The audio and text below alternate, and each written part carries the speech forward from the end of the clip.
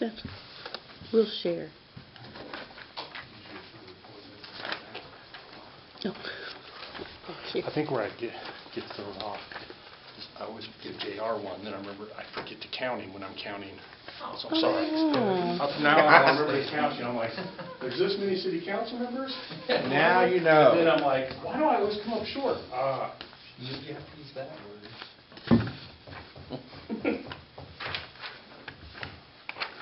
Come up short. Figured you would have moved on that one a little quicker. I was thinking, but. Thought I'd get there first.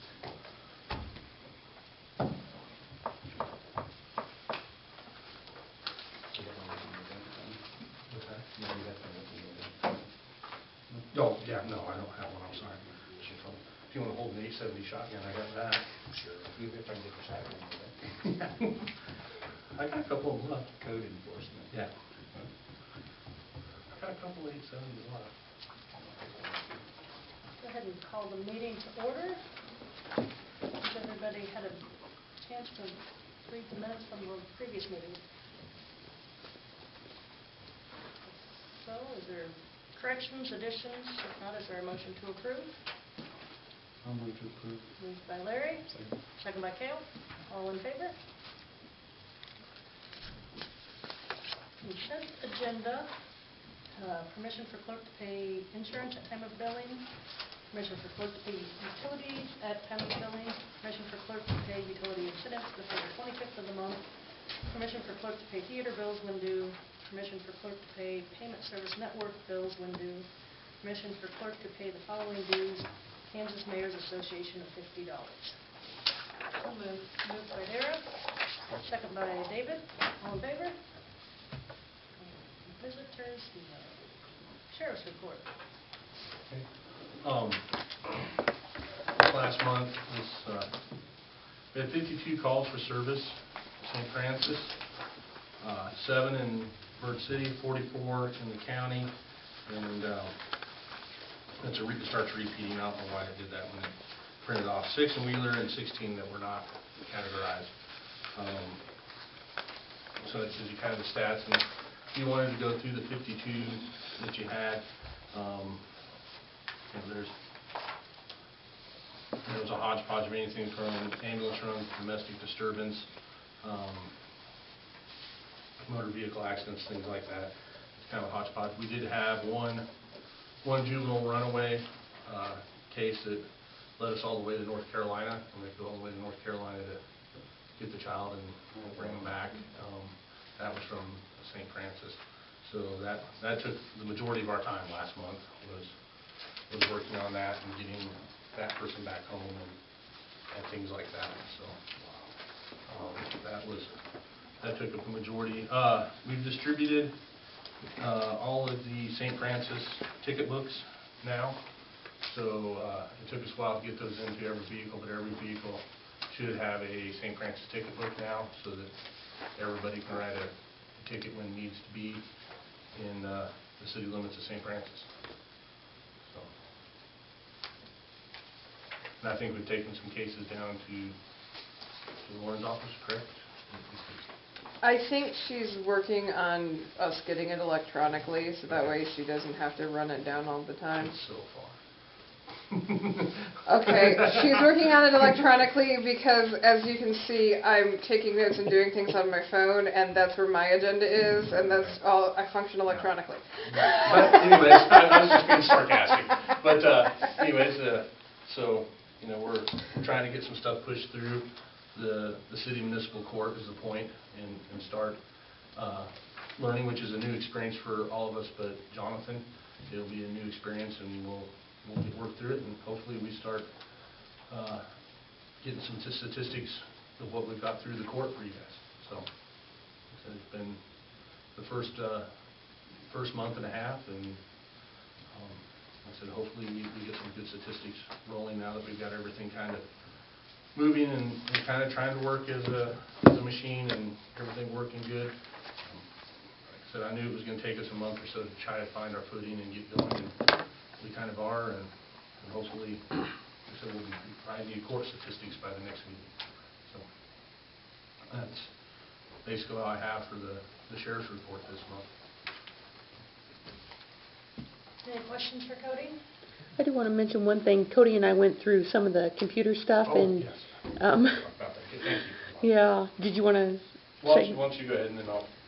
I was just going to point out that list that I had given everybody on the computer equipment. All along, we had thought that new HP server that had been purchased a couple of years ago had been purchased for the Interpol, and come to find out that is not what it was used for. It was just a file system. It was just storing some files, and not very many at that, I've been told. So we can use that server, and we believe that we might be able to use it in City Hall instead of buying a new one. I talked to Matt Wilson a little bit, and we think that we can utilize it. So the other one, there's a Dell server over there that was actually the Interpol server. So that went, Eric came and got it today. The other issue is the municipal court PC that we moved apparently was also being used for Interpol. So there's a little bit of confusion if there's anything actually on it, but it really, I don't think matters whether there is or not. It was used for it, and we believe the drive needs to be pulled out of there and given to them, and then we're going to have to get a new drive and get somebody to restore the software for us. And what kind of my thought is, I thought we'd get away with it because it's going to the clerk of court, and that's staying within the criminal justice system. But apparently we cannot. But you know, I think it's something that we could probably share the expense in. I mean, it's not going to be very much money anyways to do. It's just get a new hard drive, put the new hard drive in, reinstalling software it's on that she needs to operate onto the new hard drive, and we have to store that hard drive for so long, and after so long it's destroyed. So That's for Cody? Mm-hmm.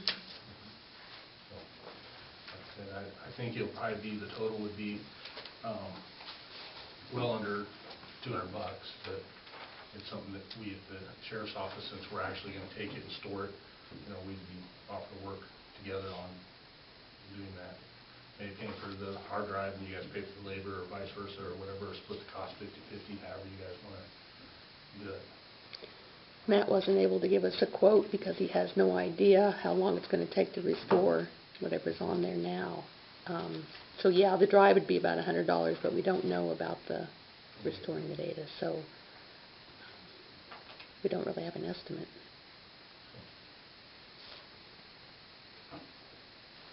But we don't have a choice either. Yeah, I was going to say, I guess, get it done, because we need to get Yeah. switched over, so Yeah. just have them do it. And Okay. So probably, I don't need a know. motion to go ahead and approve. Yeah, I wish I had some idea, maybe a not to exceed amount or something. If it's less than $500, we don't need a motion anyway. I guess we could do that, and if it looks like it's going to come in higher than that, then we'll have to come back. I don't know. Any estimate at all as to what it would, I mean, anything to approve not to exceed $1,000, just to cover you from That should 500 be- to 1,000? That would be more than enough, I would think. Yeah, that would be more than sufficient. Do I hear a motion to approve the switching of the drive and the municipal court computer?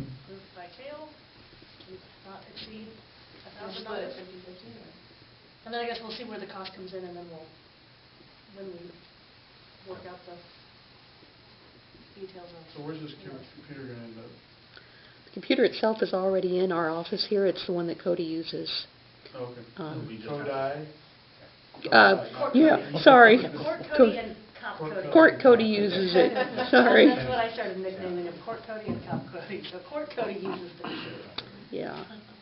Cop Cody needs the drive because it was used for Interpol. And which has a portal, the big thing, it has a portal to the NCIC is the big thing, so. I have a motion by Kale to approve Reach Solutions to switch that drive out not to exceed $1,000. I have a second. Second by Dara. All in favor? I don't have anything like Lois said, that file server is empty, it's ready to go. we don't need it.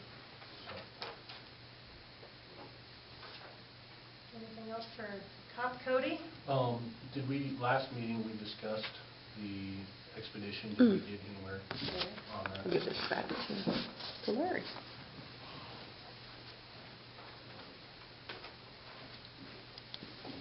I think we said it had 85,000 miles about. Average trade-in's about $2,762. Clean trade's about $33.37. Rough trade's $2,062. I mean, if they've got a use for it, I mean, I'd be good with a couple $1,000 on it, in my opinion, but.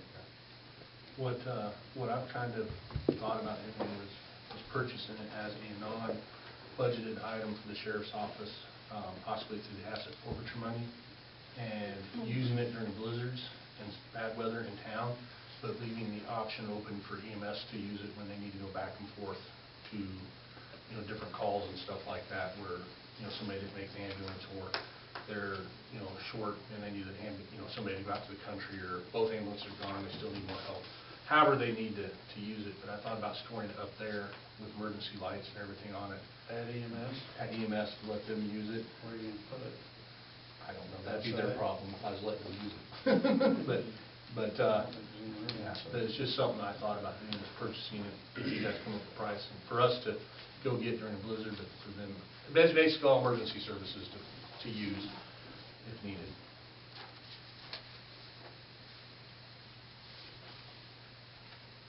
I guess where I kind of sit on is we're sitting on it, not using it for anything. If they can get some potential use out of it, I mean, I don't think we need to rob them or anything. I do think we need something for it. What do you think, average? That's kind of on the lower side. I'd go between clean and rough myself. What were you thinking, Larry? What's in there? 2,000, 2,200. Clean is what, 2,500? I thought you said 33.37. Clean trade-in was $33.37, $3,337. What's rough? Rough is $2,062. Saving $2,500, and I'd be good with it. Average is $2,762. I'd say anywhere between 2 and 2,500, I'd be happy with. Yeah, I'm fine with that. You know how government works, I'll have to take that back. So, So you want to go 3,000? No, I'm good. I'm good with that. 4,500. So we need a motion for that. Motion? I missed it. What did you say? We need a motion, if that's So what do we decide on? 2,500? 500, I thought. I'll move Yeah. that we sell the expedition to the Sheriff's Department or Emergency Services for $2,500. Second. Moved by Larry, second by David, all in favor? Anything else? You good with that? I'm good with that. I don't have anything else this time. Cody, one thing, I had my Ministerial Association meeting Wednesday on my way to Dallas on the phone, and I'm taking over for Randy, obviously, as he's leaving. He wanted me to ask you, he was also in charge of another position, and I'm working about 2 hours sleep, so it was like an emergency management coordinator position or something that he was doing. Do you know what I'm talking about? Yeah, but Ryan would be better to talk to, because I don't know what all Okay. Ryan's expectations for that position was, and things like that. I just know he helped Ryan do a lot of coordinating and stuff like that, but as far as... Basically, Ron, it'll be up to Ron to find a new one. Okay. Yeah. That's what he was wondering. Okay. Anything else for Cody? Well, is there a motion to approve and file the sheriff's report? Moved by Cale. Second by Dara, all in favor? Theater report. Robert, how are you? I'm good. Good. Do you guys have in front of you, you have a theater summary? And that basically is just 2019 summary that I made up for the theater board, and you can read it. The reason I'm here is to talk about, I guess, I was going to say it was the state of the theater, but it's actually the state of the movie industry in the United States, which I'm not an expert on, but, you know, I have done a little bit of reading. So I'm going to hand out two things. You can send those around each direction. And then I'll talk a little bit about what... I'll go into a little more detail on the Cheyenne Theater. But what you're going to get as this comes around, you're going to see that for the last decade, 15 years, movie sales in the United States have been declining. There's two things I want you to notice on that one sheet, the one that has all the columns of numbers.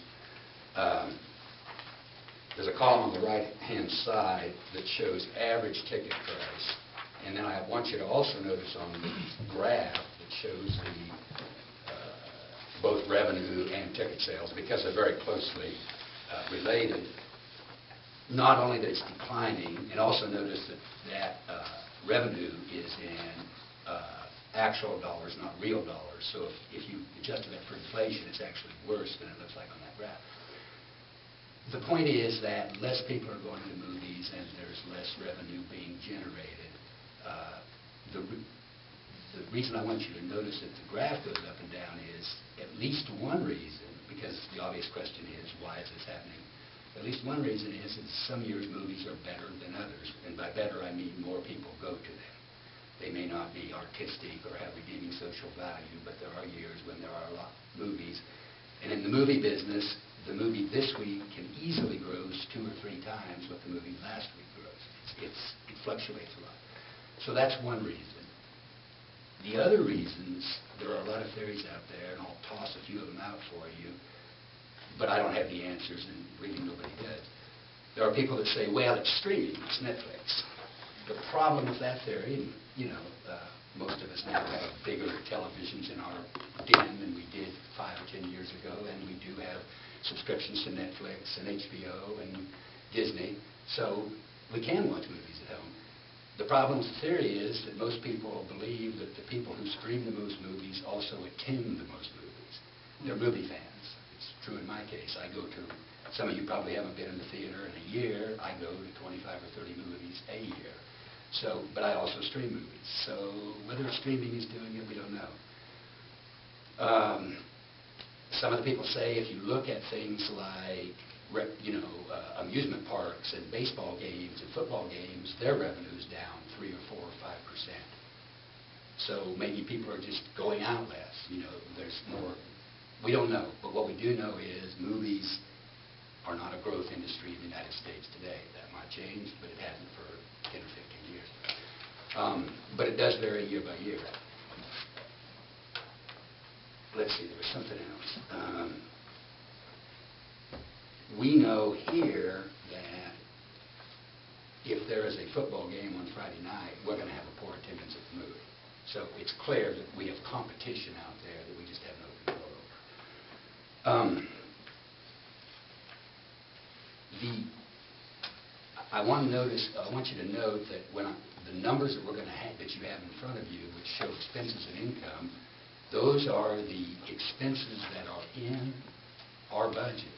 But as you all know, the city provides insurance, some maintenance, whatever interest on the money there is, and all the utilities for the theater. So these numbers understate the amount of money that the theater loses every year. I mean, it is worse than that's shown. I don't know what those numbers are because I don't have them. And I don't think they're, huge, but they got to be 10 or 15% more. So just, I want to be clear about that. We understand that at the theater, but it gets lost in the shuffle because we don't write checks for it and it doesn't show up on our paperwork.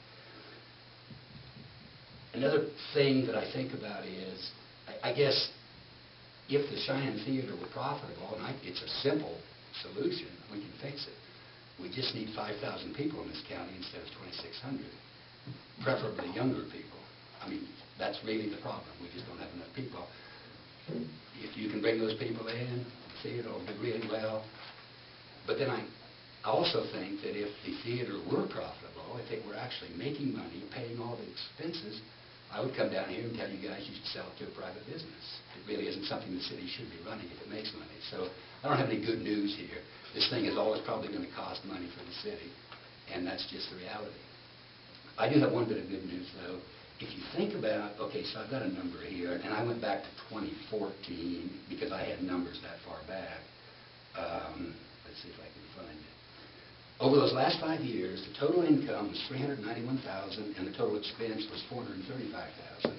So in the last 5 years, about 90% of the expense is paid by the patrons, not the taxpayers. Now that's, again, 90% of these numbers, not, I'm overstating it slightly.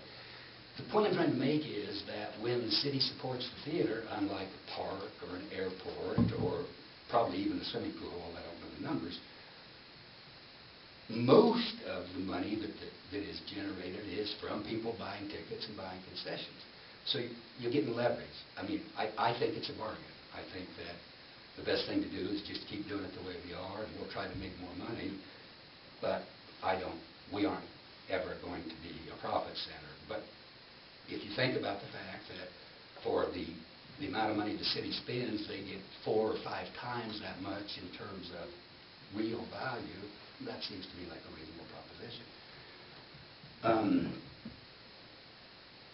So one of the things that we're going to talk about at the next meeting, Dara mentioned it, and I'm glad she did, is raising ticket prices. And that's why I wanted you to notice on that one graph that the ticket prices went up dramatically for a bunch of years, and in the last 3 years they stabilized.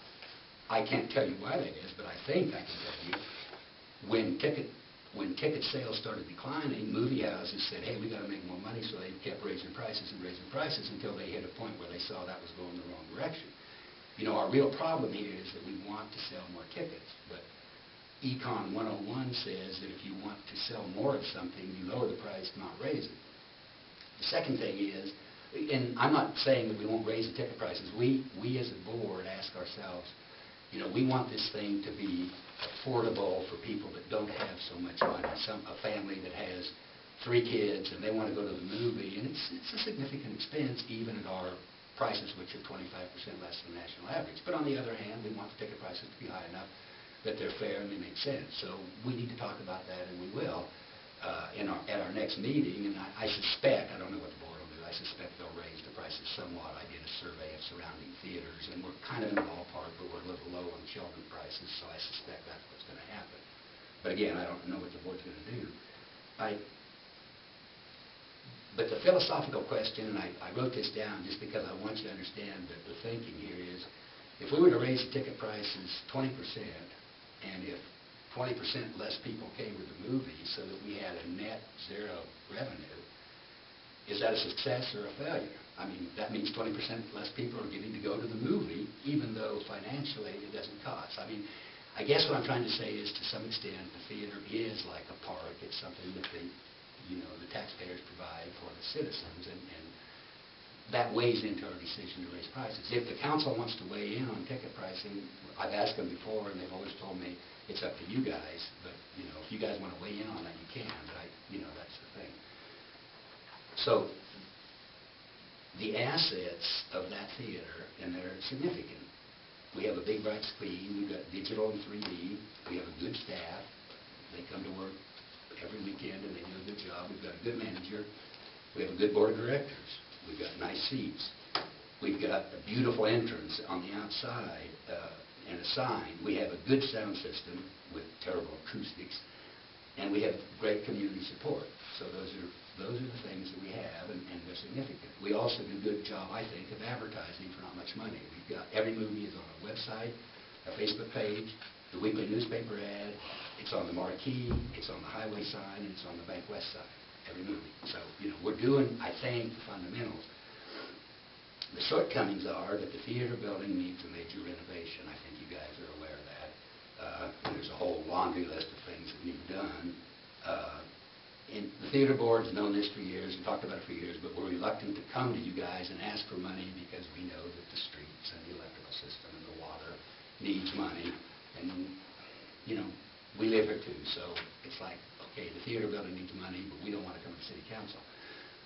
The solution that we've come up with, or we hope it's a solution, is that maybe we could get grant money for this. We actually think we can. But the problem is, to get grant money, you have to have a fairly detailed description of what you want to do.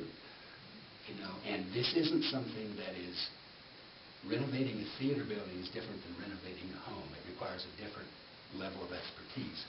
And so our plan is to get, and we've already, JR and I have kind of, and I think he talked to you guys about it, we've had 2 different architects look at the theater, and what we're hoping is that somehow or the other we can get a detailed, itemized plan that includes all the expenses, and then use that to try to leverage hopefully 100% or close to that, or maybe some service in kind, to minimize the amount of money that the city would have to pay, but to renovate the building.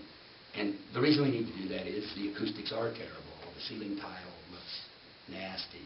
Some of that wiring is older than I am, which makes it pretty old. I mean, there's actually, a fire hazard here. We're flipping breakers to turn things on, not using switches. It needs fixed. The floor in the auditorium is rough, nasty concrete. It needs a surface on it. And all of these things, I think, need to be done kind of in one big fell swoop. If you're going to take the seats out so you can put scaffolding in to do the ceiling tiles, while you have the seats out, that's the time to do the floor. If you're going to have to close the theater for 2 or 3 weeks and lose the revenue and have people not get to see movies, you want to do the electrical while you're doing all that. So, and the biggest issue, it turns out, or one of the issues is that we have very limited space in the lobby, both in terms of food prep for, to serve the concessions, and something to note on concessions. The reason concessions in theaters are usually expensive is that when you sell a movie ticket, somewhere between 50 and 65% of that ticket goes to the person who gave you the movie. So you only get a small percentage of the actual ticket price. But when you sell concessions, you get 100% of that. You still have to buy the concessions, but you're dealing that the concessions are 100%. The movie, it looks like just a piece of paper, but it's not. It's a big expense for if it goes to the movie house. It would be, in some cases, it's 90% if you're running a first-run movie. We never do that, so we never pay that much. But conceivably, big movie houses do. But we have very limited space for concessions. We actually don't even have a sink in the concession area. And the other thing is we have poor handicapped access.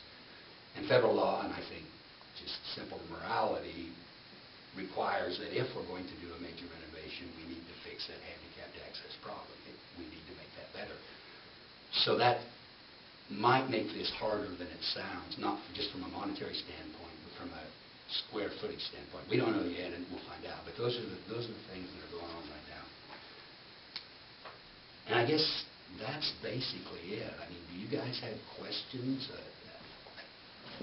Go. A couple things. We were in Dallas this last week. I was doing a funeral, and my wife and I went to AMC 30. Yeah. And I went to the ATM thinking I'm going to get enough money for this movie, and I thought, ooh, it's Dallas. So I got $50. I come home with $6. Yep. $6. And so people pay if they want to go. And I've often thought, we will get a really, really good deal on our ticket prices here. But I come from Dallas, and so I remember the first time I went to the movie theater, I offended the lady because she asked for our money. I said, what? And she goes, well, there's this many. I said, no, you have to understand where I came from. I'd be paying triple this. And so, so I don't know about raising where your sweet spot is. I know you've analyzed that probably 100 times. Right now, to answer that, right now, near as I can tell, our adult prices are about 75% of the national average. I don't know if you've noticed it or not, if you've gone to movies in the afternoon or on a weekday, but a lot of these big movie houses, the 12 plexes and 15 plexes, are actually discounting movies. They're cheaper than they used to be, I believe. But we're about 75%. And the other thing to remember is, I don't know what movie you saw, but it most likely was a movie that you can't see here yet. They were getting that movie a week or two before we were, which meant they were paying 90%, not 65%. But given that, I know what you're saying, and the conflict, And if you would have gone to that movie with 3 children and your wife, it would have been $100, not Yeah. 50. And it wasn't, an IMAX movie, it was just, Right. yeah. The other thing that we used to do, I know you guys are using Cinetize now. My church in Dallas used to advertise at AMC 30 on Cinetize, and we had tons of businesses advertised. It was a great revenue for that theater. Have y'all thought about maybe doing that? Yes, I'm glad you brought that up. Advertising is brought up commonly, and there are issues.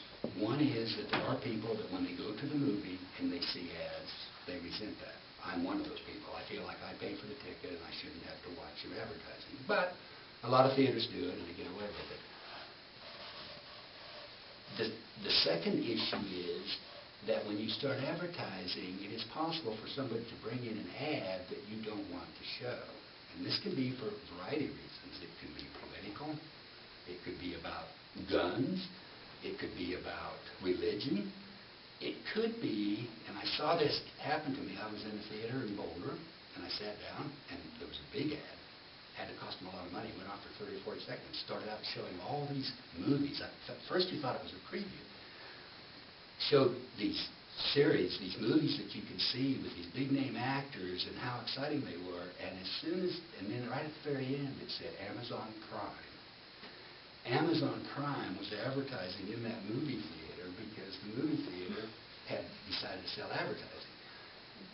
The last thing is, it is hard for small businesses, a big business, Ford Motor Company or somebody like that, if they want to run ads in your theater, they can pay for the production to have something that looks slick, but you can't just put it on a little DVD. Right. We need to do it. So it's hard for, if you're getting $5,000 for this ad, the production cost isn't anything. If you're getting $50 for this ad, the production is an issue, and somebody on our staff is going to have to hold your hand and help you with it. So we have talked about advertising on multiple occasions. I'm being a little negative here because I see all the downsides.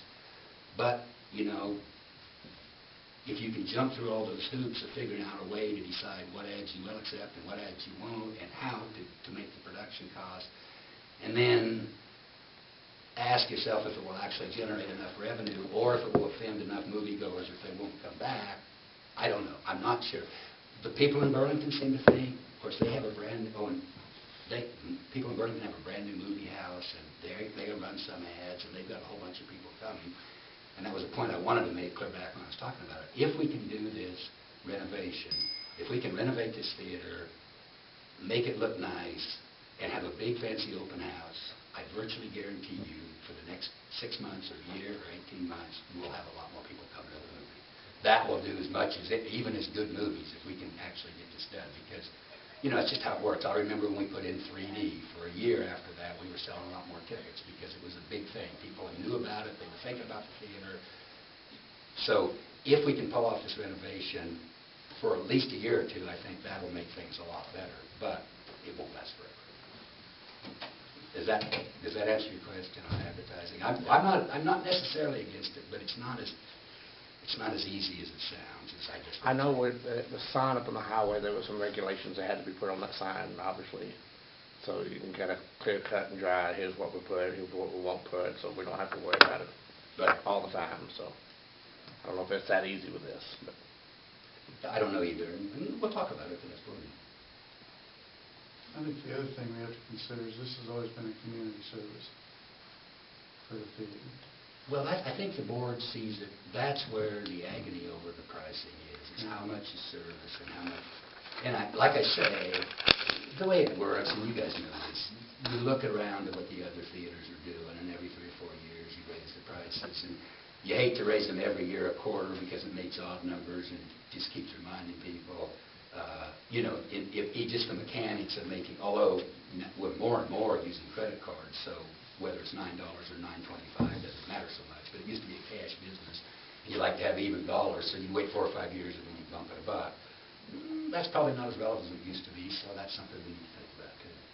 And if you did consider raising the price, it'd be a lot easier to do that if your home wasn't booming, if the floor wasn't sticky. Well, and I'm just saying, if those things are done like the one that you obviously went to was plush. The acoustics are perfect, everything doesn't compare money for money, but that goes back to the community service of it too. But it definitely needs aesthetics and acoustic improvements. And I'm old school. I'm 52 years old, and so I was sitting in a recliner, and I don't want to go see a movie in a recliner. I mean, they think that was a plus, and I'm thinking this. I do this at home. You know, I don't know. I'm just old school. If you think that's bad, sometimes you should go to one of these where they make the chairs move. Yeah. The chairs move when the cars go, and it'll drive you completely Is that the crazy. 4D stuff? Yeah, well, yeah, they call it they have different names for it, but the chair starts rocking back and forth and shaking you violently. It's just, oh, this is horrible. But some people like it, you know what I'm saying? Some people don't like 3D, but about, I don't know, 60% of our tickets are still 3D, so we try to show 3D when we can, and about, I don't know, 30 or 40% of the movies now are coming out in 3D. We show, basically what we do is we show 4 movies a weekend. Friday and Saturday night are 3D, and both the Sunday movies, the matinee and the Sunday night movie, are 2D. And that's both because some people don't like 3D and because it's $2 a head cheaper. So if you've got 3 kids, you can save $6 just by not going to the 3D movie. And we think that's the best compromise on the 2D, 3D. I'm never going to vote for chairs that rock. Reclining might be okay, but I don't want the ones that rock. And we're not going to do that, by the way. Those chairs are very expensive. When we put new seats in the theater, how many years ago was that? It was like $35,000 for 200 seats. I have no idea what those recliners cost. Anything else on the theater? I have one other topic I'd like to talk about, but I'm not on the agenda. I don't know if I can do that or not. It's entirely different. Sure. Okay. If you have anything else on the theater, get a hold of me. At the next meeting, we are going to discuss ticket pricing, and like I said, I suspect that we will bump up the children's tickets because, for whatever reason, the surrounding theaters have raised those dramatically, apparently, in the last year or two, and I was unaware of it, so that'll probably happen. Okay. I'm going to tell you something completely different, but I've talked to JR a little bit about it a couple of months ago, and I think there's an opportunity here in the community. This is positive news. I think we have a chance to get something valuable for very little money. But if we're going to do it, we need to move quickly because the general awareness of this opportunity isn't out there, but it does exist. And what it is, electric cars are coming to the world. Most people think it's a long ways off, but it isn't. All the car manufacturers are spending billions of dollars on this. The kind of money that if they don't sell electric cars, they will go bankrupt. In the Parliament in Great Britain is now considering a law that will ban the sale of internal combustion engines in 2030, 10 years from today. Electric cars are coming. There are most of these cars will be charged at home in what's called level 1 and level 2 chargers. Essentially, that's a 110-volt outlet or a 240-volt outlet. 90% of the mileage will be charged at home. So the first thing I'm telling you guys, and you may already know this, is that in the next decade or 15 years, you're going to be selling about 25 or 30% more electricity. That is going to happen. But you got 10 or 15 years to sort that out. Because all of the energy that is now being sold at gas stations in the form of gasoline is going to be coming out of the outlets in the house. But the other way that the electric cars are charged are what's called DC fast chargers or level 3 chargers. These are the ones that maybe you've seen. Tesla has a network of them called superchargers. Those are only for Tesla cars. All these other manufacturers, Ford, Chevrolet, BMW, Volkswagen, their cars can't use those Tesla chargers. So every country has to have a charging network. Mostly for the cars that are going down the highway, the tourists that are going through town.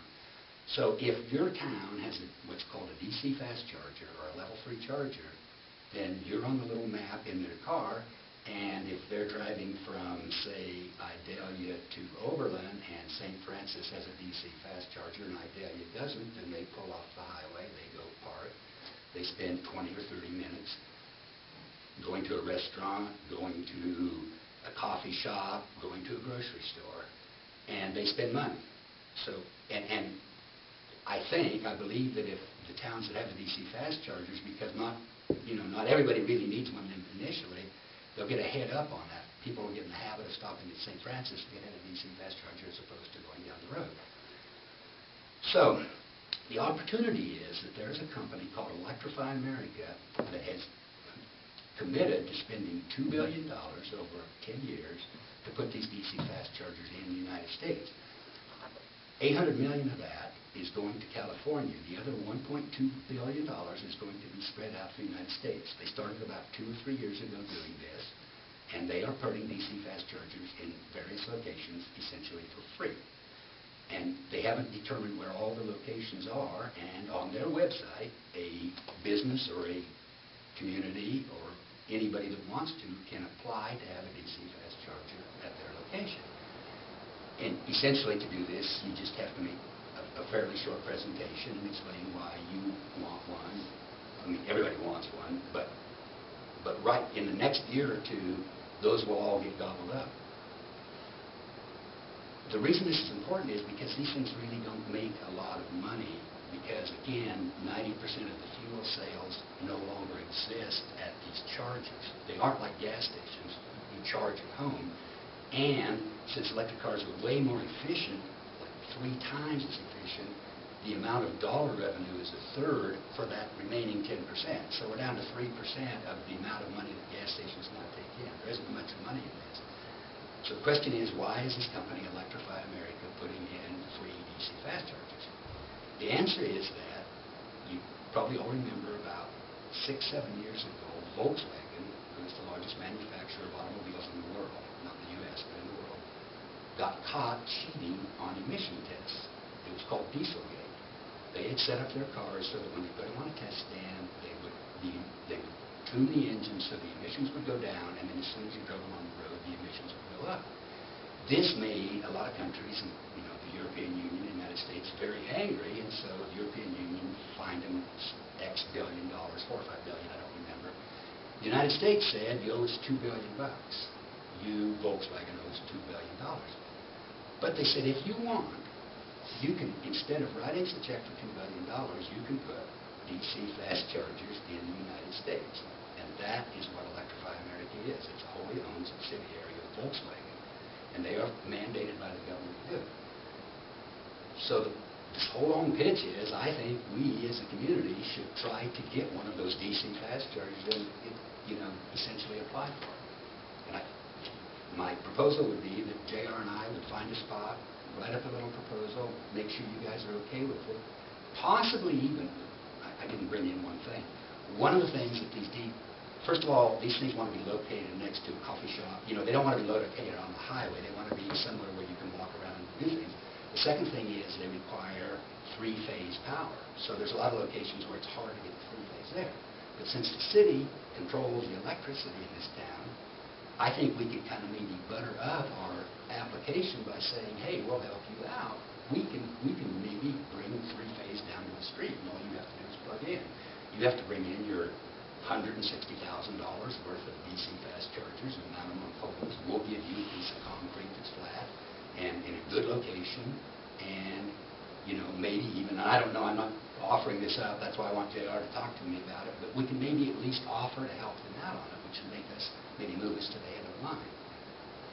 That's my pitch. I think we ought to make an application for this, and we ought to do it quick, because if we can get it, essentially we'll have this thing forever.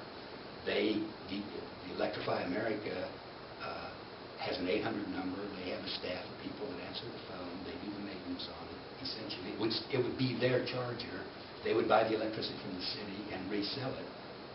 The only locals that would use it would be people that own an electric car and didn't have a way to get an outlet, like if they lived in an apartment building.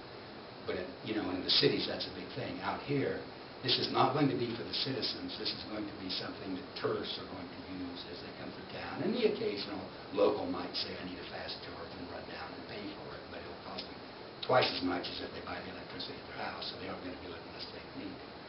But that's the scene, and that's what I just want to throw it out as something that we ought to consider. The incentive he throws out for the city of taking the electricity to a point is something we just do for any kind of development. That's not really anything that we would be in a bind of offering. So that the only carrot we're dangling is something we do anyway. Yeah, that's, although this is big power. This is, we're talking hundreds of amps at 480 volts. But this would be a huge, if you think about it, if you're this company that's located in Virginia now, Western Virginia, and you're going to send these guys out on trucks, you can have these chargers in the back of your truck, and you can have technicians to install them. But to do that, you've got to get somebody to bring the power off that top of that pole down to the ground. If we do that for them, we make their job a lot easier. And I don't know. We could make this application on nothing will come of it, but all we're out is an application. If they say yes, then, we end up with... Right now, most of these, there's one in Flagler, there's one in Colby that Electrify America's put in. I've used both of them in my car. They all have, both of those have 4 stations, but they're on the interstate. They may only want to put 2 stations here, but if you go on the line and try to buy one of those stations, they're 40 grand. So 4 stations is 160 grand. I assume they buy them for considerably less because they're buying a bunch of them. But this is a $100,000 deal that we could maybe get for the price of an application and a little offer to help out with electricity. So that's my pitch. What do they charge to hook up? You mean if you're buying it from them? Well, like if you're the customer and you're going to pull up the... So typically they get in some states they aren't allowed to charge, don't ask me why, there are state laws that don't allow them to charge by the kilowatt hour, they have to charge by the minute. And then the answer is more complicated because different cars charge at different rates. But near as I can figure, the ones in Colby and Flagler are charging me about 30 cents a kilowatt hour, more than twice what I pay on my city electrical bill, maybe 2.5 times. It's still cheap because the car is so much more efficient. I might spend $8 or $9 to get 120 miles, but at home I could have done that for a third of that. So they don't...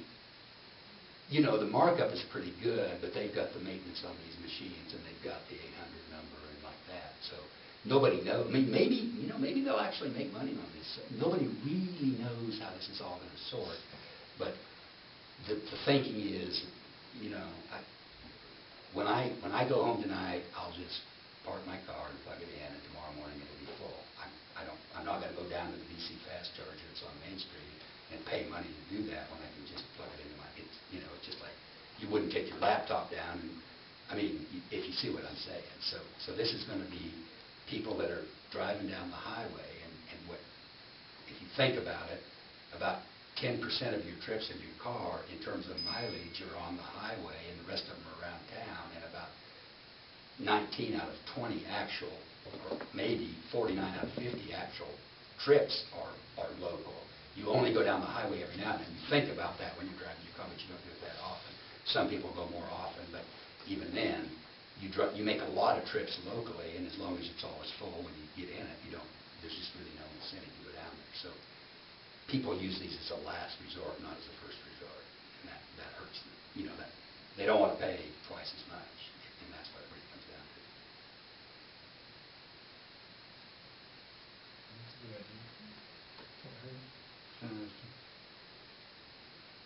Is Colby's out on the highway? No, what happened was, a lot of the Electrify America chargers, the one in Flagler is an exception. It's on the highway right in front of that little diner. So if you stop there and you go into the diner and buy something to eat. But a great majority of the Electrify America chargers in the U.S. are at Walmarts. And that's where the one in Colby is. Which is brilliant because, you can sit there. So that's what's in Colby. Yeah, there's 4 of them at the parking lot in the Walmart in Colby. And so, I don't go to Walmart very often, but I've been going there more often because I'm there and I've got 20 minutes, and so I go in and buy a few things just because, I can sit and do my email, or I can read a book, or I can go into the Walmart. I think Walmart's a genius for doing this. Somehow or the other, they got on this train a lot sooner than we are, and they probably did the same thing. And plus, they probably had 3-phase power at all their, If you don't have 3-phase power, if it's a half a mile away, I think JR will tell you that'll be expensive, to get it there. So that's you know, you want a location where people can walk and do something, and you need three-phase power, and that all you need is a flat place to park. There's no explosion hazard, there's no trucks coming to dump off fuel. I mean, this is dead simple. It's just a big electrical outlet is what it really is, with scary amounts of current. Some of these are up to 350 kilowatts, just so you know.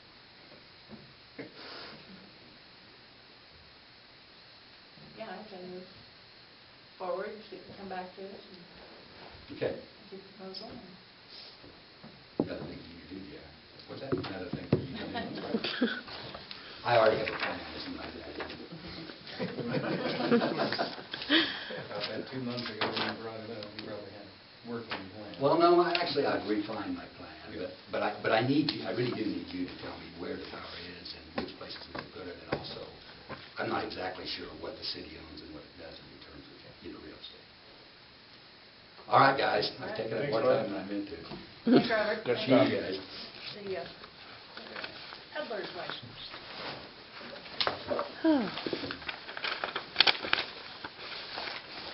Oh, this is just another Girl Scout troop. This one's they're called Juliet's. Alicia Fiedler.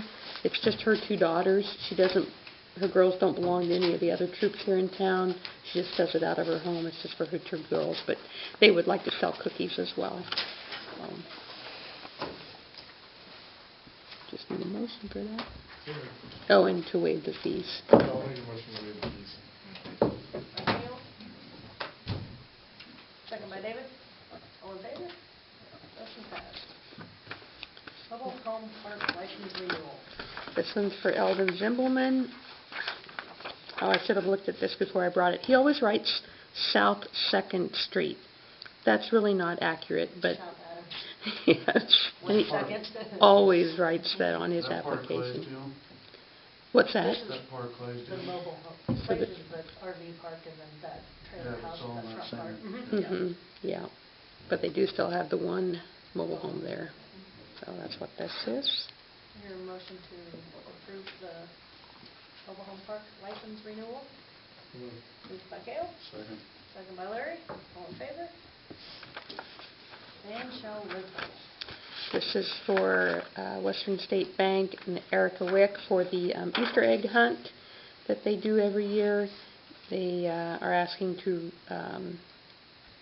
waive the fees, the rental fee. It'll be Friday, April 10th from 4 to 7 p.m. So moved. Moved by Larry, second by Cale. All in favor? Liquor license renewal.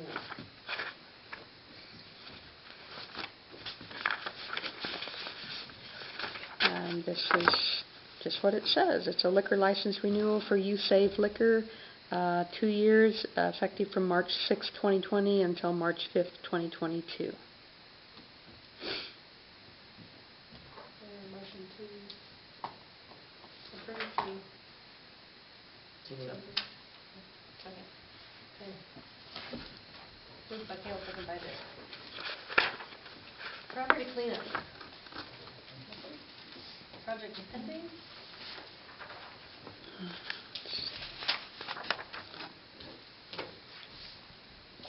I did a little bit of, just a little bit. I didn't have a lot of time, so I haven't got a lot of data for you on the additional insured liability insurance.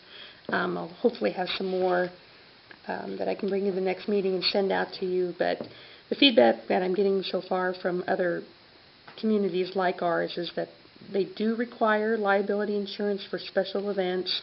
The guidance I got from the league was basically talk to your local insurance agent and get their input. They really didn't give any guidance. The recommendation, obviously, is the city doesn't want to put itself at risk, and liability insurance is recommended, so it's up to us to decide what that risk is. And I haven't talked to Kelly Fruin about this to find out his input, but a lot of the places require, special event fees. Something to think about when we're moving forward with this is if there's alcohol involved, we always have to have a resolution created. Well, that costs money. It was about $75 for Mike to create a resolution, and the city had absorbed that cost. It's probably something we might want to think about changing. It doesn't make sense for the city to pay, I don't think, for something that should maybe be the special event organizers, something to think about. But I don't really have a lot of other information for you on that. Other than I do have, and I'll send this out, I got the actual application from Baldwin City, and I talked to the clerk there today, and she said they require it for every special event. And they charge $100 for an application fee, and I don't know, I'll send it out. Just some stuff to look at, but It's pretty simple. Just get the event organizer, everybody covered, right? yes, yeah, that's exactly right. That's what she said. It's the event organizer that is responsible for the liability insurance, and then they are responsible for determining, if there's going to be alcohol, then their liability insurance will be more. The only thing that I thought about, and looking at this thing for Erica Wick, we probably need to have two separate, like have a band shell rental agreement for things like that. It would be, in my opinion, silly to make them pay liability insurance for, but maybe that would be a good idea to have that indemnity clause that you were talking about. If they're just going to rent the band shell and it's just for something like that, maybe it makes sense for them just to have the band shell rental separate from the special event application. Have it, two different things. Yeah. Something to think about. I think if you do that, the thing that you're going to run into is going to be, where do you draw the line of what's a special event and what is just a band shell application? I know there was a concert last summer. Is that a special event or is that a band shell rental? Special event. It I seems think like a anytime special- alcohol or food's being served. Okay, so if there's That would be a special if there's just a concert and there's no alcohol or food being served, then it's just a band shell rental. I mean, because you would think that Why if would you're you want to go to a concert with no alcohol with you? That's a good point. I mean, I just I know. I want Yeah, to there go. has to be I want to go to a definitions, I concert guess. anyways, but I mean, the concern is Yeah. that at what point does it get into become a risk for the city of, well, you're letting them do a band shell application and I have to do. I mean, is it if there's food, it's a special event. If there's alcohol, it's a special event. If there's where is that line? Because I think that in order to implement this, there's going to have to be this is what this is.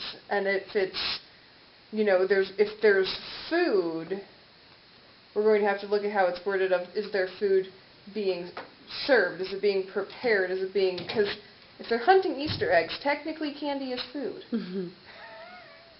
And so I think that it's going to be essential to have a objective line drawn of what would be a band shell application where the insurance would not be required and what is going to be a special event application. And it's going to need to have a objective rather than subjective. Could you waive the liability determination. insurance based on the organization that's doing it? Like this nonprofit, I don't know. But it's not a nonprofit doing the Easter egg hunt. Well, they're It's not making money on it. right. Just because, I mean, the bank is not a nonprofit. It's the bank that's Right. hosting it. So just because the Not event does, for profit. sorry. It's not for profit. It's Right, not a just because the not-for-profit organization. just because is the what you're saying. right, I mean, just because the event is not for profit does not mean Right. because Okay. if you put the stipulation on it that it's if it's an event that's not for profit or an event that's not going to make a profit, then any event that has a loss, they take out all this money and then there's a storm and it doesn't happen and they have a poor turnout, then you're looking at, well, that was a non-profit. If you're talking about a non-profitable event versus I mean, I just think that it needs to be defined. I'm fine if you're saying you're serving food and alcohol, food being defined as something that is prepared and presented for immediate consumption within the park. That term being prepared, I mean, grilling burgers is different than putting candy in eggs. I mean, I don't feel like I'm being Scrooge McDuck here, but I think that saying, if we're going to do one application for this and one application for that, we need to have a line that people can't say, well, you let them, but why not us? We need to have something that says, because this is the guideline. If you want to be on this side of it, you have to comply with these terms. Well, then, like farmer's market, did they have to have their own insurance? We hadn't required it, no. But again, I understand what everybody's saying, but I also look at it from the aspect of we're trying to promote the use of the park. I agree that if there's alcohol involved, then that's a step above, but if you're just having a picnic or an alumni event or something, my take is I have a real problem with having somebody having to spend extra insurance to cover an event like that unless there's alcohol involved. Because that takes away from the use of our facilities. People are going to back away from it, I think. So, I know our churches used it before, Yeah. and we have a cookout afterwards. That's what's So where would that fall? Well, I don't know. That would well, be up that's to, just for that your would- church. You didn't open it up to the whole Attendance, public. that's a whole different issue. So it's if it's a so private close Right. attendance, okay. And attendance thing, yeah. I mean, and I don't know that, where would that fall would be something, that would be a question directed that way rather than this way, because whether or not you want to Right. approve a regulation, I think that's not for me to decide. I'm just bringing up that if we have two different ones, just as a talking point, if we have two different applications, we need an objective line for where that falls. And you may not want to. You may want the line to be, if there's alcohol, you need special insurance. Or that- based on the application, which is how it has been done before, as they come to the council, they say, this is what we're doing, and the risk is decided here. That's what has happened. And it's always based on the alcohol and food, I understand, but it literally is by the presentation given to the council of what they're wanting to do. And then the risk is assessed by the council and the advice of the city attorney for where to go from there. Yeah, and that might help in that defining the line, because that gives you the opportunity to ask the questions that says, this is the risk, there's no doubt we need it, or seems like no risk. Everybody's going to look at you for that. Right. At that point, probably. And I think, and that was just I don't necessarily know that there needs to be a rule. There hasn't been one in the past. I would think that at the point you're designating two different applications, there would need to be one. Otherwise, I don't necessarily know that there would need to be. It's just that if you're doing two separate applications, one, so it doesn't become a you let them, why didn't you let me? And two, so that it's not a confusion for the possible waste of the applicant's time, the council's time. If someone fills out an application for A and they needed an application for B, then we have to say, no, this is wrong, go back, do it again. As opposed to if you want to just keep the one application and then say whether it needs to be. Or if the application is case by case. That's But- really Or the best, simple as because yes. the risk is, this is the body that bears that risk if there is risk for the city. And no matter what they're doing, it needs to be presented what it is here. That's when you assess that. We need And to if you sign off on a clause, Right. come at your own risk. Yeah, I would think that the We're not indemnification. responsible for accidents or whatever, if your kid falls off, So, Right. so with you being concerned about defining the line, then all of a sudden we really need anybody who even wants to sell a cookie in there or whatever to come in, because then you're still trying to define risk, even on the ones there isn't any. So the church wants to do it privately. Again, I'm not trying to muddy the water either. Right, no, What I'm and- saying I is, know. by No. simplifying. And that's fine, but that's not an event that's open to the public, and that's not, So you think we could define, which as we have essentially without it being written, I think it's not written, but like these real small organizations or simple uses where there's no food or alcohol, they just simply give Lila the application, it's brought to the council with what they're doing and approved. right. I have no qualms with that. My point was about having a line was if we are going with two separate And applications. I think that's established we're not. Right, Yeah. and so I mean, at that point, it's moot. Okay. But I have a question on that. This is just a band shell booking contract. This is not a special event. We don't have a special event. We do not. That's when they come in here and are told yes or no based on what they're doing, which But we is should alumni, have which is one. Larry's thing. Don't you think we should have something clear for special events to cover what we're talking about? You're doing a special event, you need to have liability All you need insurance. to do is have the piece of paper say, we want to do a special event, you have to come to the council, these can't be approved without your presence. I mean, But they need to know that there's going to be But they would still have liability to do the insurance. band shell rental. They would still have to do that to reserve the band shell, Right. and then they would have to come get permission to do a special event. So it's It's- kind of it is twofold. two But they separate say on things. that application though, or that you need to get liability insurance. On the special event On the one. special That's why I'm event. saying I think there needs to be two. Because this isn't, well, Well, but so, But I don't think but, that needs, because let's say alumni wants to have their deal in the park. They would still have to fill out the request to reserve the band shell. And they would also have to come and say, we want to sell alcohol. So I think it's two, instead of two separate, it's two-step. Yeah. First of all, you have to reserve the band shell. It could be David's Church, it could be the bank wanting to do Yeah, because they can Easter still egg, or have it it and could be denied the use of it if there's too much risk. And then they You still come have the above band shell, they just just can't reserving the perform. band shell. Yeah. We want to sell alcohol, we want to sell food. I get what she's saying, though. Our issue is, on our side is, we want to just streamline this process as much as possible. And you're trying to look out for the bigger picture. With that said, should the line of demarcation be alcohol?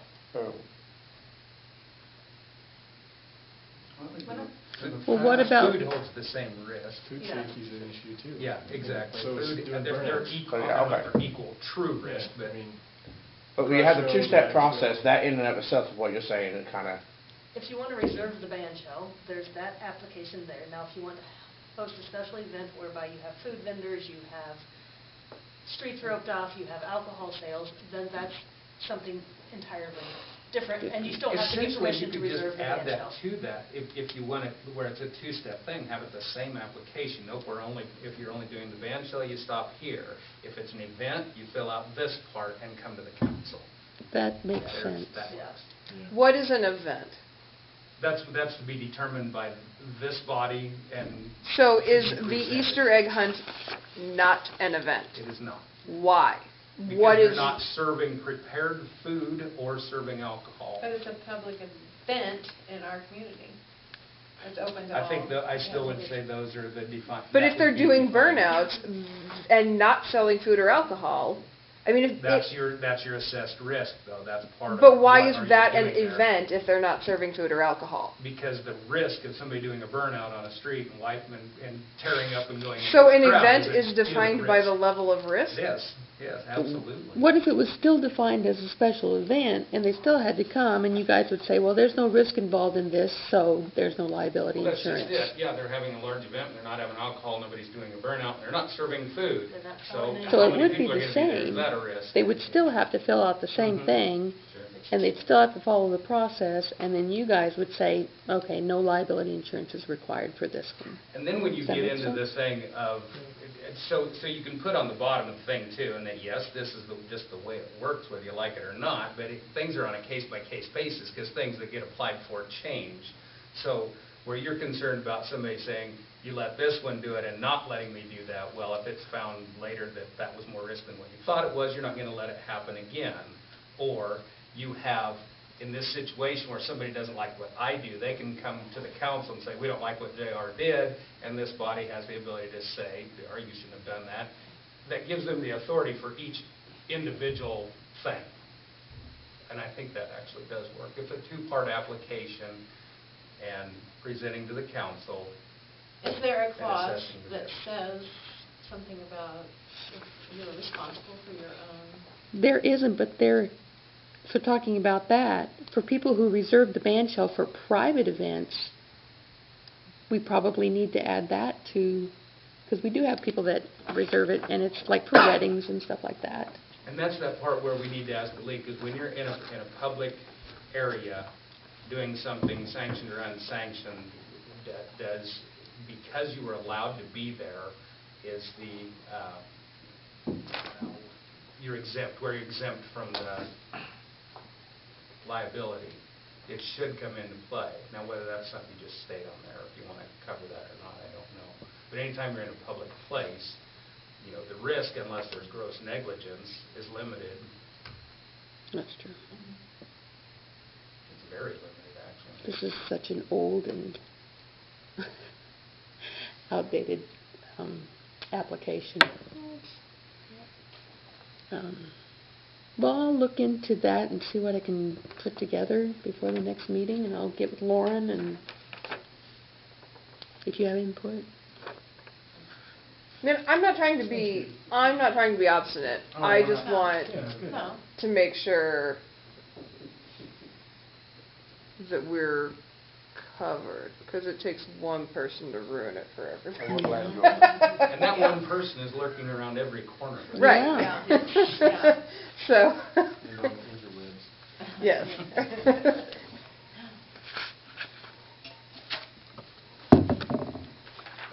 Jared, did you want to talk about the access road, or did you have that in your report? Well, let's just do that, because there's a couple other things on there, too, we might as well do. At the last meeting, it was said I was going to talk to Miller and Associates to make sure the city's best interest is being looked at in reference to what was going on at the crossovers. Well, Amanda keeps getting calls, and what they keep coming up with is different, and we become less and less involved in what they're doing monetarily and planning. So I'm not going to hire Miller and Associates to follow along and figure out what the state wants to do with their own property. They're to a point where they're saying either the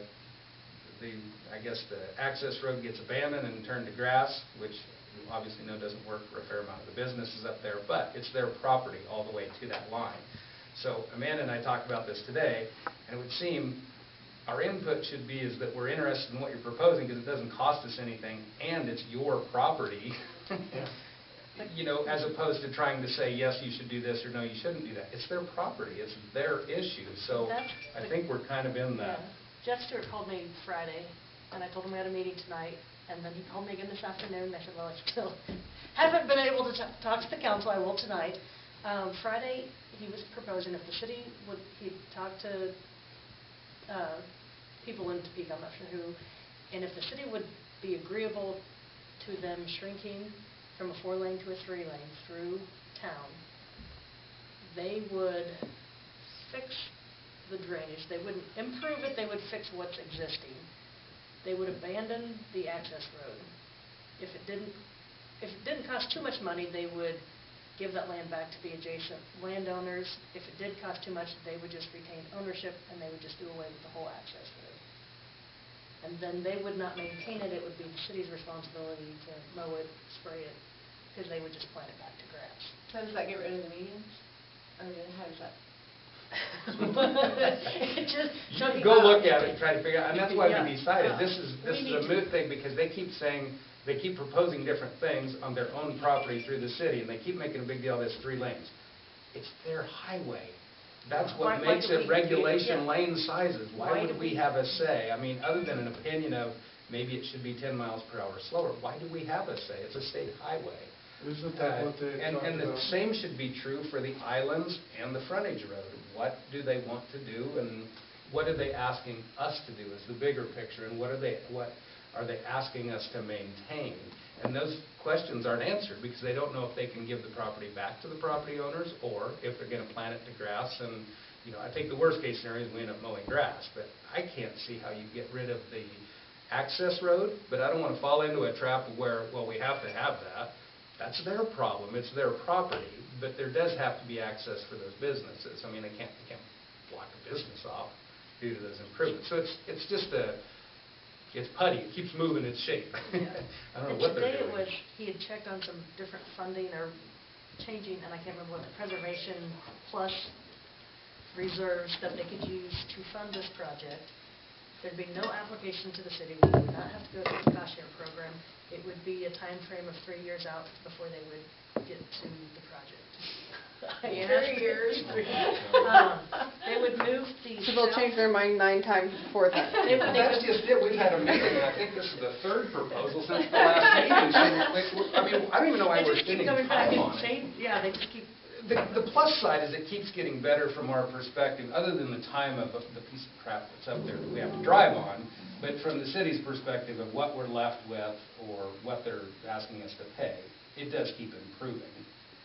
So today they were going to move the south, I guess the north curve on the north side of the highway, 8 feet south. They would redo, and I'm not sure how they would handle it. It I won't don't be an know. island anymore, It won't be an or will island, it? it would all just be grass. They would eliminate the access road. JR and I, in discussing it, was going, he was driving, I was in my mind going, well, it works good in this block it doesn't, because you've got Eagle. You've got the semis that pull in to, restock the fuel. How are they going to turn back out if there's not an access road? You've got the car wash that's got to turn out onto the access road. You've got You Save Liquor that's got, their drive-through comes right out onto the access. So I don't know, unless they're going to put in turnoffs at every business. I don't know. That's what I don't know. I told them I would bring it to you guys' Wouldn't that almost attention. be as expensive? And that's where I think maybe we need more clarification. We need, Kind of see a picture. What are we left with to maintain when they're done dealing with their property is what we're left with. Because trying to press them to do something means we want this, or, invite the cost, I guess Right. you'd say. In reference, I just thought of this way he's talking about this, though, in eliminating the frontage road, if you actually widen the accesses at those points to where it was an open access, you could actually deal with it that way. But again, this goes back to, I don't want to say we got to keep the access road. That's their problem. That's where it becomes a street, is when we start saying, no, you can't take that out. So I think we just ask for a clarification of what they want to do, what's going to be our responsibility and/or our cost in this proposal, and have a yes or no. But it just keeps coming to Amanda in a different form. Sounds interesting is about all we can say right now, because it'll be different tomorrow. Can I request a design, like how this is going to look for each business? That's exactly what I'm saying. What are you proposing to do, and Yeah. what are we left Can you see maintaining? this on paper? Yeah. Yeah. I would imagine business owners are going to want to see that too. It's like they're trying to hit a nerve where they think we're going to say yes or Yeah. something. It's very Yeah. odd. And then all of a sudden we have 3 years instead of 30 days. March deadline, March 9th, whatever, yeah. Isn't the 3-lane deal something that was talked about 20 years ago? This was talked about when we did the Dollar General. I brought it to their attention that they was going to have a crash issue because of the 2-lane where it narrows down into that thing. It was a bad issue, by the way. And at that time, they proposed doing 3-lane just to River Street, which didn't do it. And it's like, well, and they wanted us to pay 25%. So it has come up before, but in a real abstract, not dealing with the true issue kind of way. But yes, it is not new. And the reason for that is the lane width. They can't have 4 lanes in the area that's in there. Those are undersized lanes. So 3 lanes, and 1's a turning lane. Mhm. Okay, is that what I'm? Yeah. Yes, Okay, yes. okay. And I would have to assume that, Okay. by some obligation of lanes being a certain width, part of their needing to get rid of this, one is the huge cost of the frontage road and the islands, but 2 is probably the safety risk associated with undersized lanes going through a town. And I would assume you'd slow the traffic down, but we don't know that either. And I know EMS had concerns in the past with getting fire trucks and ambulances out on the highway. And if you shrink it from 4 lanes to 2 lanes, that limits them. And I thought they had asked to put up flashing lights, and they were denied. Denied, So- slow down was denied, they did put up the signs. So I think that would be a concern with the EMS building, is if they've got fire trucks and ambulances trying to respond, and now all of a sudden, instead of 4 lanes, we've only got 3, and they're having to stop for traffic, how are they going to get pulled out on the highway? But in the end result, we have speed markings for that. It's, there's state regulations that say, there's a firehouse here, you have to have this, or this much traffic count, you have to have this given speed limit. literally, at the end of the day, it's just our opinion. Yeah, I mean. it's still their Well, highway. yeah, they Like, have, we- and exactly, that's- they have guidelines. That's where I still kind of scratch my head going, well, you know, if the city is agreeable with this moving forward with 3-lane, this is what we'll do. And JR and I are like, it's their highway, why do we have to say, yes, we'll agree to your 3-lane or no? And it's we because want-" that is a big issue to them, other Yeah. than the headache. I think it's because of the safety issue with the lane width. It would have to be why they keep asking if we'd be okay. I don't know what that's about. Anyway. So, yeah, I said I'd bring it to you guys. They kind of wanted to know if the city was supportive of that before they moved on, because there was some legwork. I think we say, we're interested in your proposal, but we need more specifics as to how you're What going to is handle the it. proposal? Not, yes, we're jumping on In board your all opinion, for it. why is that such a sticking point with them? The 3-lane? I think it's a safety issue. I think Unless they they by have to law, have- I mean, I yeah. think you have to have a given lane width.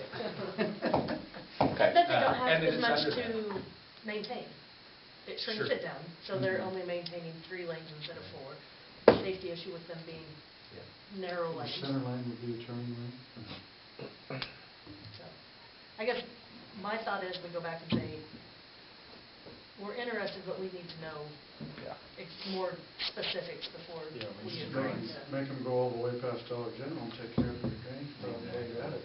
Well, they're not going to improve, improve the drainage, they will replace what's there. Because I asked about the drainage, and they said they wouldn't enhance it and improve it, but they would replace. Keep in mind, 2 meetings ago, they was gonna change it to 3-lane, and the access road was ours, and they'd help us with the crossovers, right?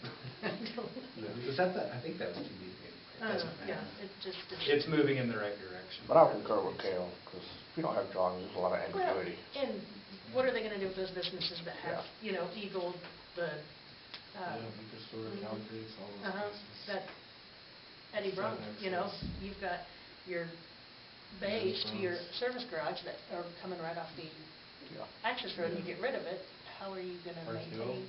right in the middle there. Calicrate just put their, Parking's- yeah, parking lot right, you know, parking right out in front of their business. So I don't know. I just, again, don't know why we have to say, yes, you can make it 3-lane or not, but I don't want to discourage it, but we also need Right. more. Have they even been out here? Well, I think you'll have public, I think you'll have to know what public they're concern. You working do with. anytime you do any kind of a change. 3 lanes, you're eliminating the road. They're going to say, now the old people have to go on the highway. You know what, there's a legal thing that they'll do for a speed limit and given lane width. I keep doing that, what is with that? But whatever the case, I do think we would hear flack, even for the 3-lane, but it's the state's highway. Yeah, I think we will. I don't think it'll be very popular, but it's not ours to say. And you said Millard hadn't looked at it? Okay. No, because it changed right away. Oh, okay. After the last meeting when we Yeah. talked about talking to them, so there's nothing to talk about until they, Yeah. you know, I was concerned about the long-term cost, because they had proposed improving the frontage road to a given level, then giving it to the city. My concern is, okay, if they only go to this point 20 years from now, then we're spending 1.5 million on a frontage road that we acquired, or where the price tag would be. So no, we don't know what they're doing at this point to review. And I do think they still come into play possibly, you know, depending on what they try to do with frontage road.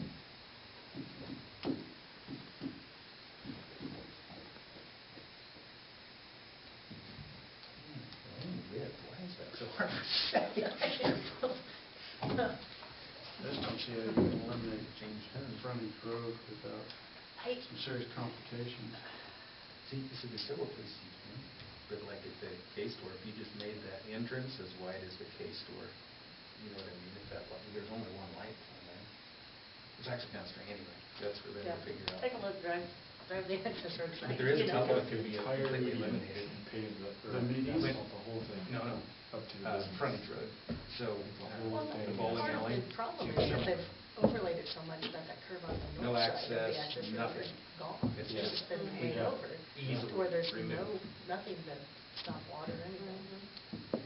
Yeah. Yeah, the water. Make it grass, it does nothing, other than make a barrier for the property line. Anything else on project spending? I hope not. I think we had a short agenda tonight. I know.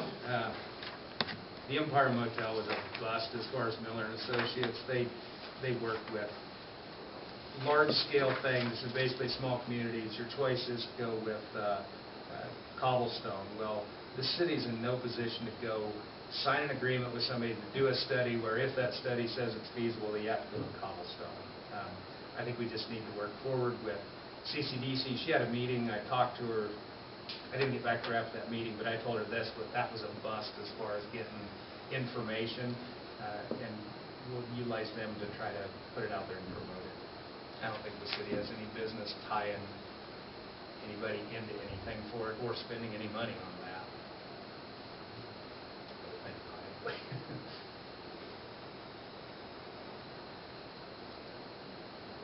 That's all I have. What